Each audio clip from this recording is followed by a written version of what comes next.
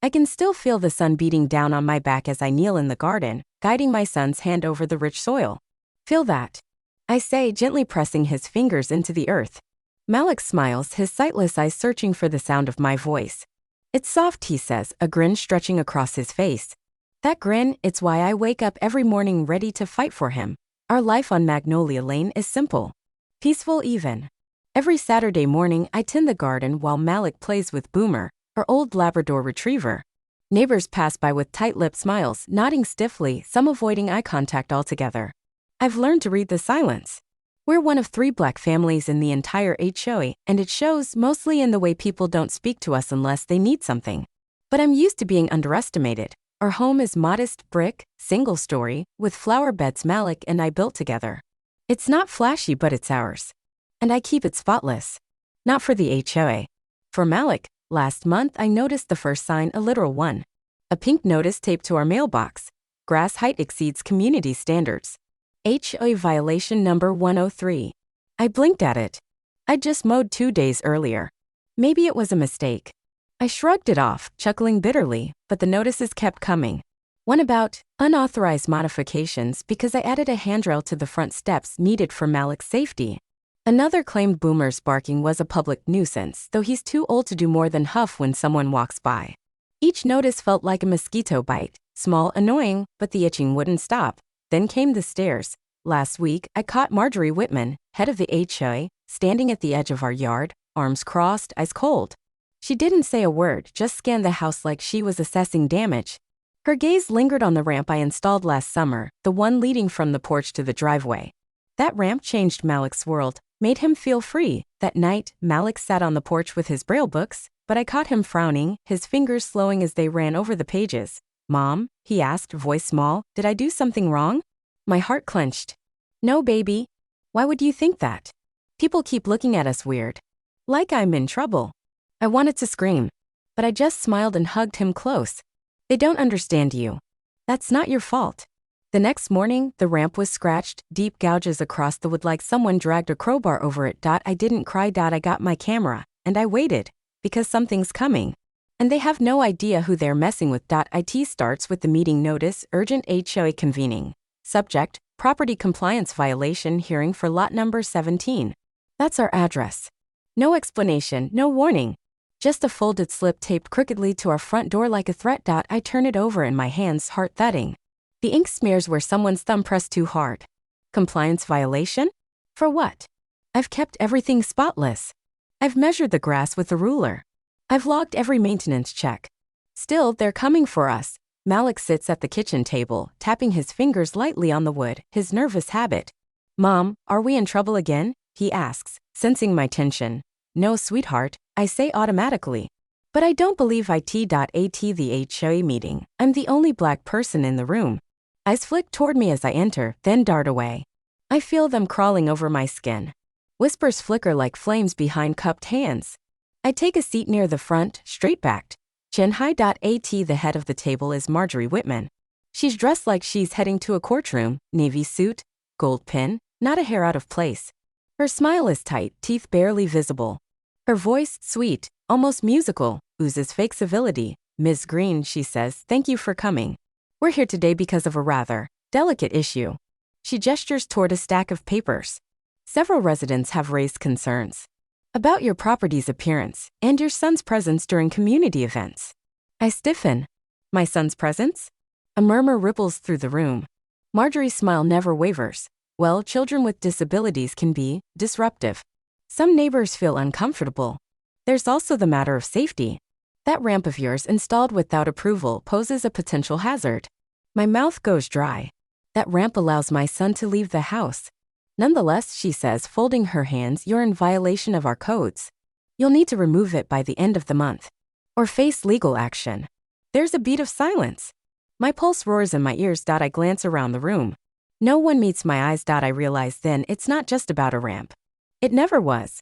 This is about Malik. About us. About them wanting to erase any reminder that we exist outside their narrow version of acceptable. They don't want my son's white cane tapping down the sidewalk. Don't want his laughter.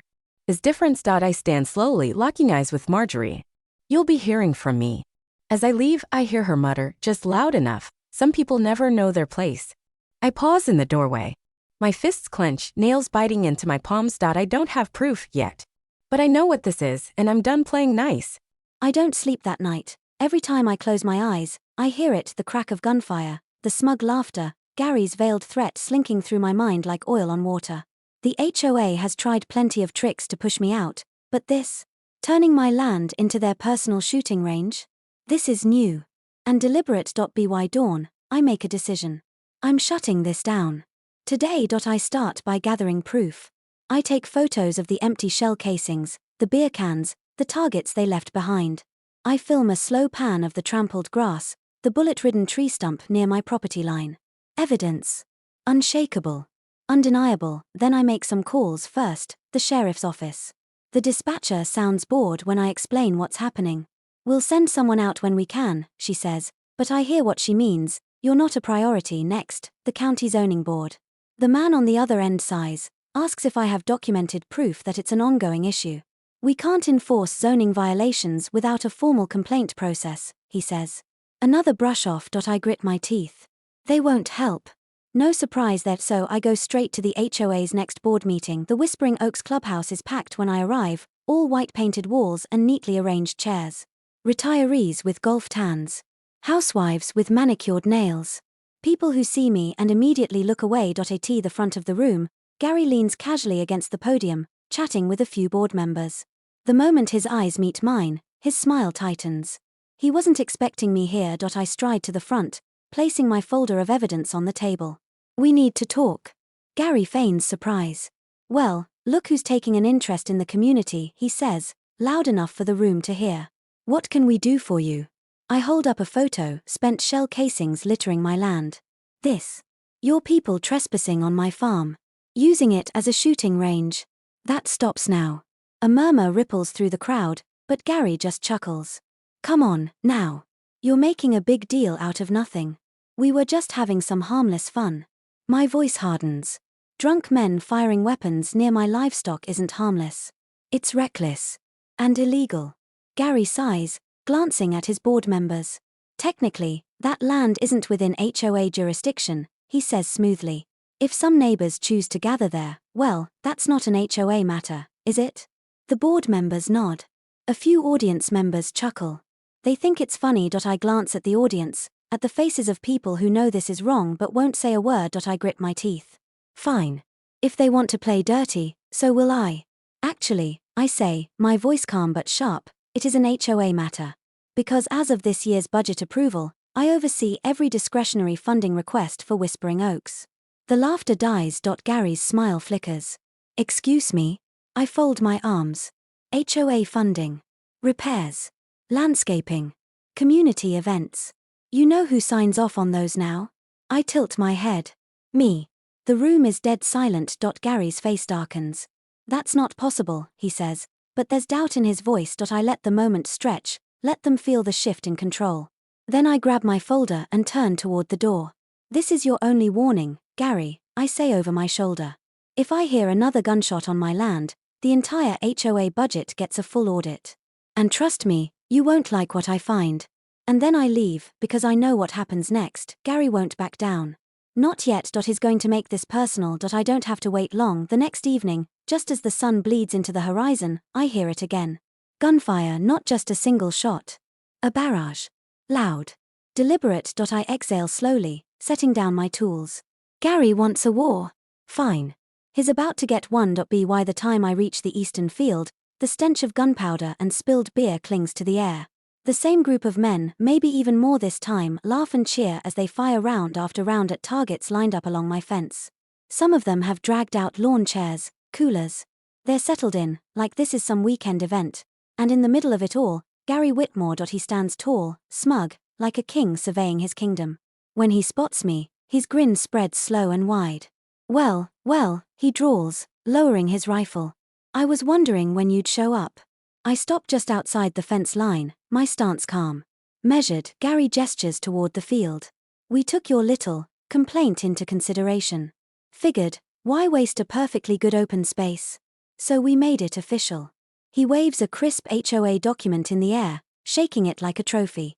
As of this morning, Whispering Oaks has designated this area a community recreational zone. Private property or not, we have the right to assemble here. My stomach tightens. That document isn't real. It can't be. But Gary doesn't care about legality, he cares about perception. If he makes enough noise, enough people will believe him. Behind him, one of his lackeys lifts his rifle and takes another shot. Boom. The bullet hits a wooden post, inches from my fence. My cows scatter, their terrified cries cutting through the laughter. I glance at the beer cans. The loose fingers on the triggers.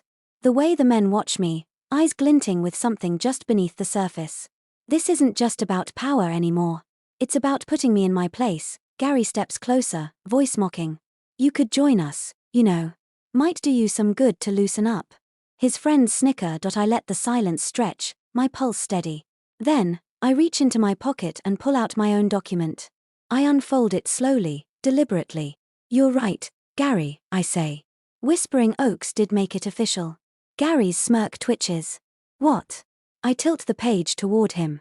I had a conversation with the county this morning. Turns out, my land is now a designated agricultural zone under state protection. That means no unauthorized recreational activity, especially anything involving firearms, is allowed within 1,000 feet.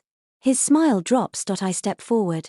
And since you love HOA regulations so much, let me remind you, Whispering Oaks' own bylaws state that any homeowner caught violating county ordinances is subject to immediate fines and potential legal action. The color drains from his face. I don't let him finish. Oh, and I also spoke to my attorney. I hold up another document, this one stamped with official legal seals. Since you and your friends have been trespassing on my land, this is a cease and desist order. Next time I catch anyone here, I press criminal charges. The men behind him shift uneasily. The ones who were laughing a minute ago? Silent. Gary stares at the papers, his mind racing for a way out. You can't just. I lower my voice, just enough for only him to hear. I told you once, Gary. You had your warning. You think your HOA power means something to me? I own your damn budget. I take another step, my voice like steel. So go ahead. Keep pushing me. Let's see how Whispering Oaks does when every dollar it needs, every repair, every event, every maintenance request, gets held up under a thorough review by me.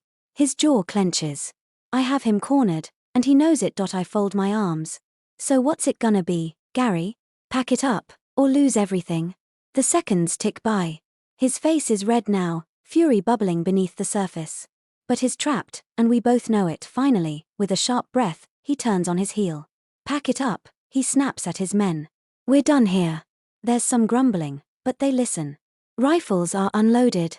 Coolers slammed shut. As they file out, Gary casts one last look at me, one filled with unspoken rage.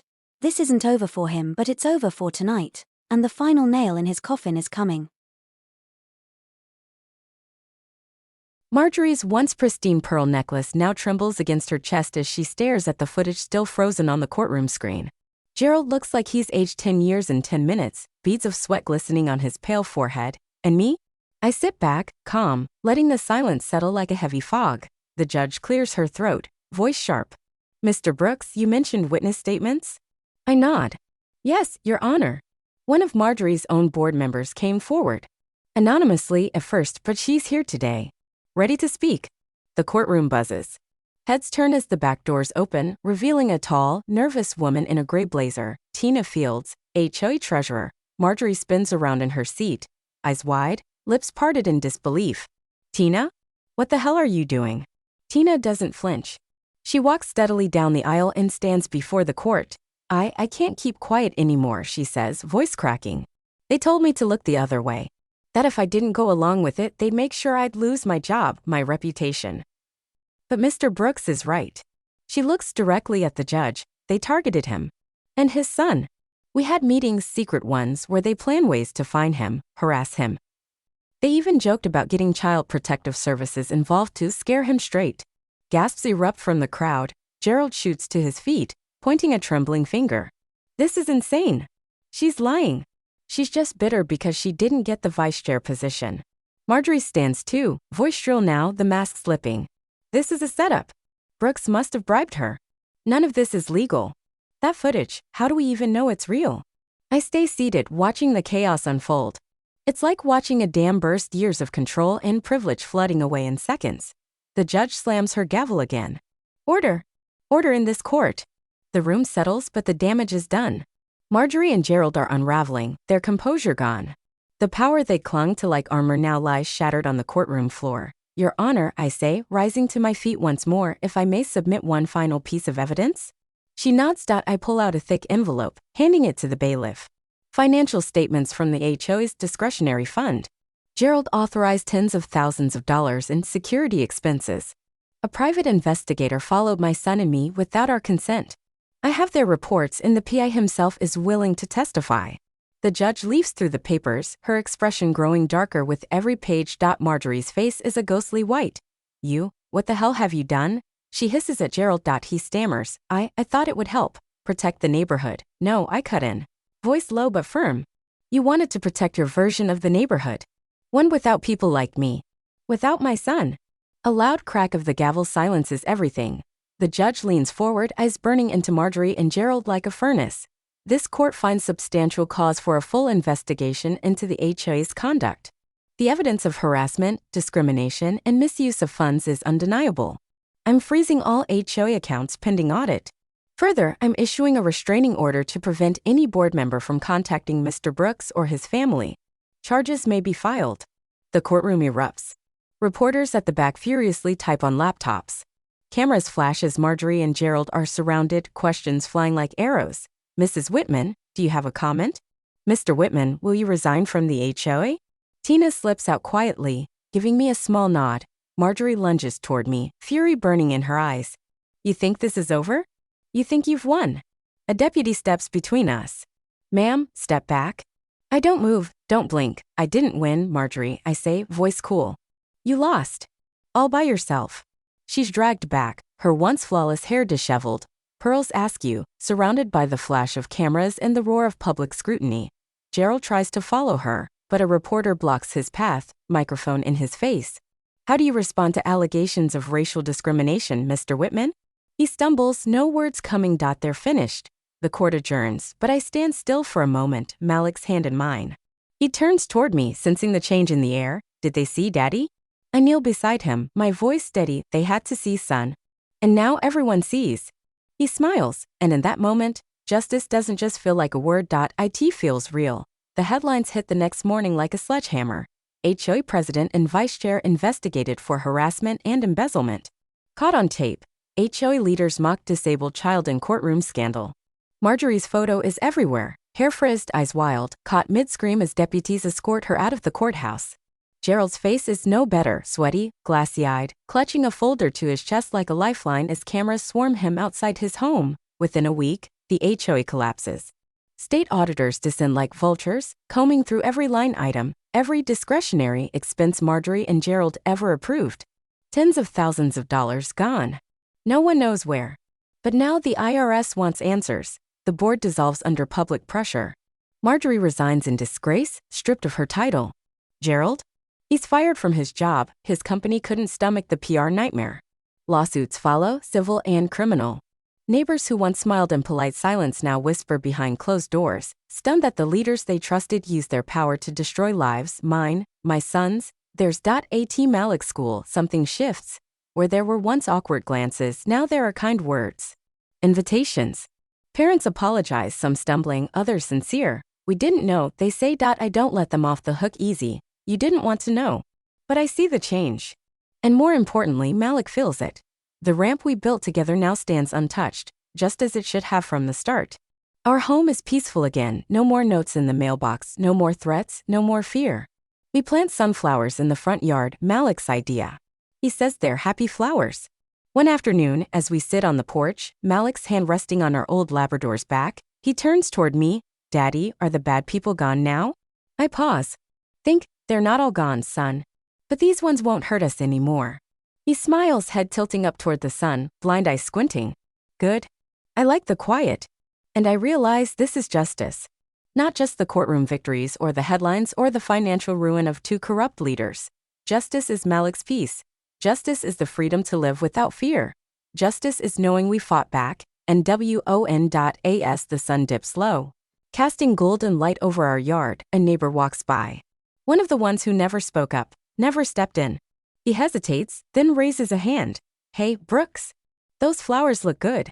I nod. They'll be better next year. Because this is just the beginning, for me, for Malik, for everyone who's ever been silenced. We're done being quiet.